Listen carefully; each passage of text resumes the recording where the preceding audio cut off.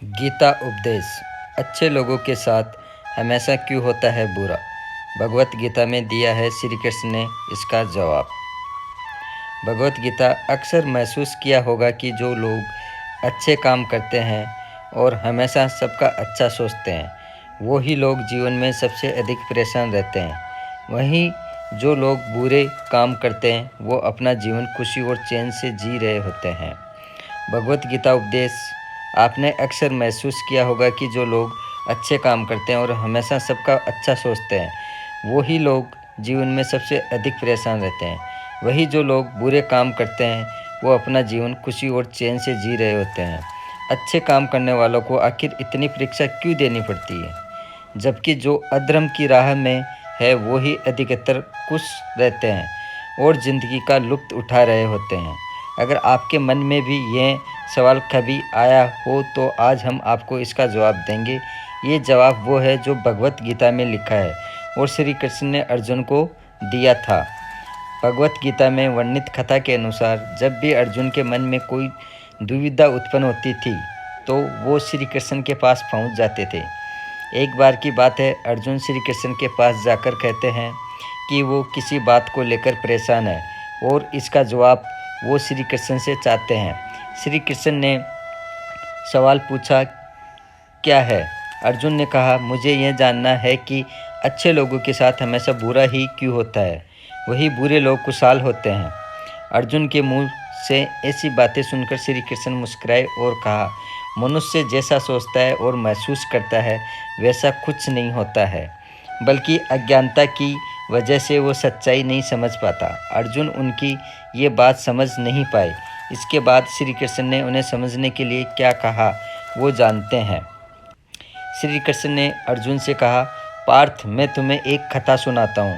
उसे सुनकर तुम समझ जाओगे कि हर प्राणी को उसके कर्म के हिसाब से ही फल मिलता है। प्रकृति हर किसी को अपनी राह चुनने का मौका देती है।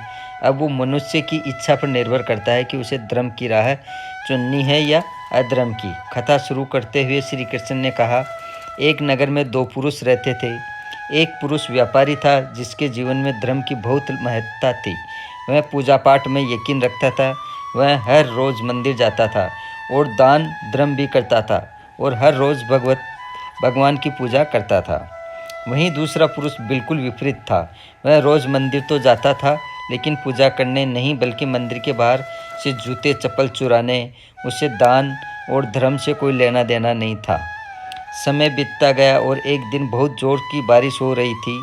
इस वजह से मंदिर में पुजारी के अलावा कोई नहीं था। यह बात जब दूसरे पुरुष को पता चली तो उसने सोचा कि ये सही मौका है मंदिर का धन चुराने का। पंडित से नज़र बचाकर उसने मंदिर का सारा धन चुरा लिया। उसी समय धर्म कर्म में विश्वास रखने वाला व्यक्ति भी मंदिर पहुंचा। दुर्भाग्य से मंदिर के पुजारी ने उसे ही चोर समझ लिया और चिल्लाने लगे। वहाँ लोग एकत्र हो गए और उससे बहुत मारा।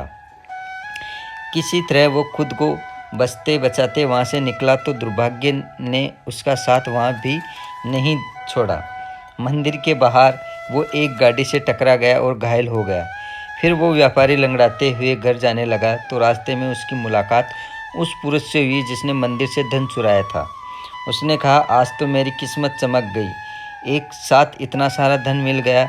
ये सब देखकर उसे बहुत बुरा लगा और उसने अपने घर से भगवान की सारी तस्वीरें निकाल दी। कुछ सालों बाद दोनों पुरुषों की मृत्यु हो गई।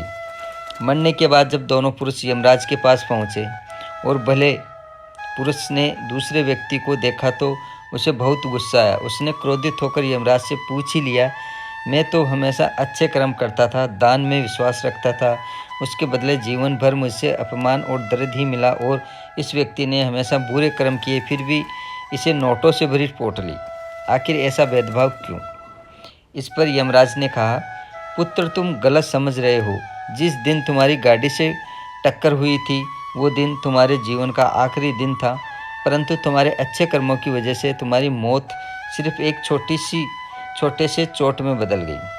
तुम इस दुष्ट व्यक्ति के बारे में जानना चाहते हो? दरअसल इसके भाग्य में राजयोग था, मगर इसके कुकर्मों और अधर्म की वजह से वो सिर्फ एक छोटी सी धन की पोटली में बदल गया।